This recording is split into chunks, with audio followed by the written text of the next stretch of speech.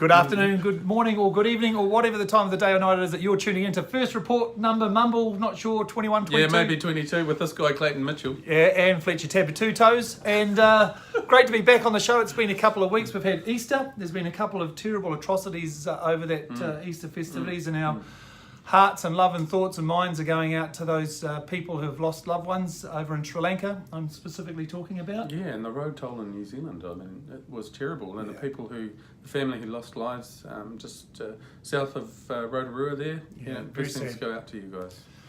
Anyway, we are here to talk today about capital gains tax, Fletch. There's been some announcements just before the Easter break. Some people are very, very, very happy. Some people a little bit disappointed. But what's your take on that, and what sort of summary can you put together for our viewers back home? I think it was just this week that the Prime Minister and Grant Robertson actually said it was New Zealand First that stopped the capital gains tax. And actually New Zealand First is proud of that, and there's two reasons why that is. The first one is probably the most important one, is it's not going to achieve the stated objective that people think they want it for. I got into politics to help solve the problem of inequality in New Zealand. It's what drives me. I want to help people in their lives, and I steadfastly say that a capital gains tax is not going to do it.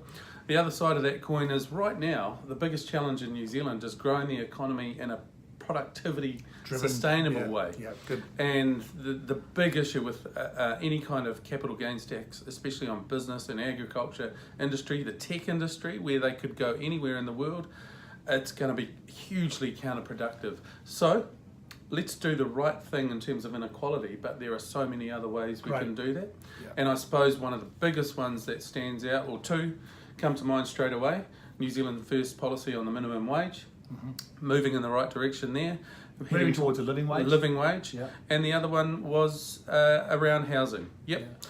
It's not going gangbusters straight away, but it is what this government's about more houses and more homes for people, and that's going to be a huge difference. Some of the arguments that some people have put forward about their disappointment in us stopping the capital gains tax was they say that internationally so many other countries have a capital gains tax.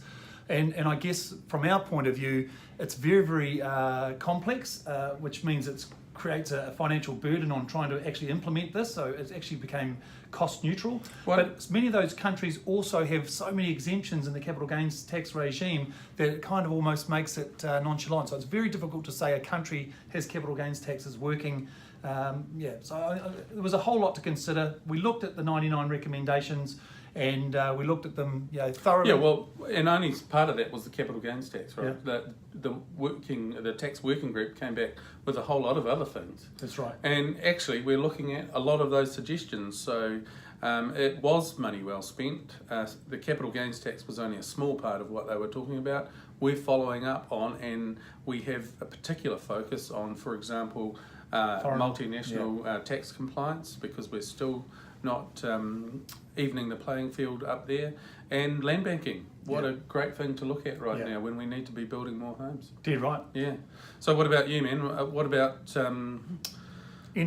what have you been discussing around this week? Okay, there's been quite a bit going on, particularly last night. I don't know if you checked your inbox, but I got 160 emails in the space of about an hour and a half last night, because the people out there were people thought it were coming up last night. End of life choice was coming up last night. Now I did actually sit down for hours responding to many of those emails. Oh, you're a good man. I haven't got through all of them, but simply our position is this: that New Zealand First does not believe that a group of 120 temporarily elected members of Parliament should be making a decision on behalf of the voting public of New Zealand on an issue this sensitive and this large. So New Zealand First has drafted a supplementary order paper, which in layman's terms is an amendment a change to the proposed law, which essentially says our support is 100% conditional on the fact that this becomes a binding referendum issue, which will take this issue to the next election in 2020 for the people of New Zealand, the voting public of New Zealand, to decide for themselves whether they think that there should or there shouldn't be an end-of-life choice for those people. That is our absolute position. Our caucus wholly, solely, 100% supports that.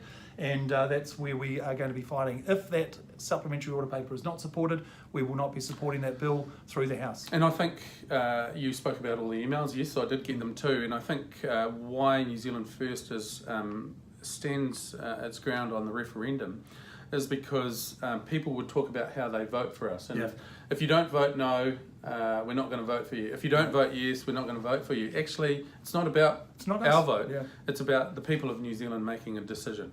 Yeah. And so, fully proud of the stance on the referendum. Absolutely. So look, time's running long, and I've got to get to select committee. Great for you to tune into us this week. We'll be again you won't be here next week. No, I will not. I might try and pull somebody else onto the show next week and give you an update. They won't be good enough. They totally won't be good enough. Thanks for tuning in. Cheers, everyone. Bye. See you.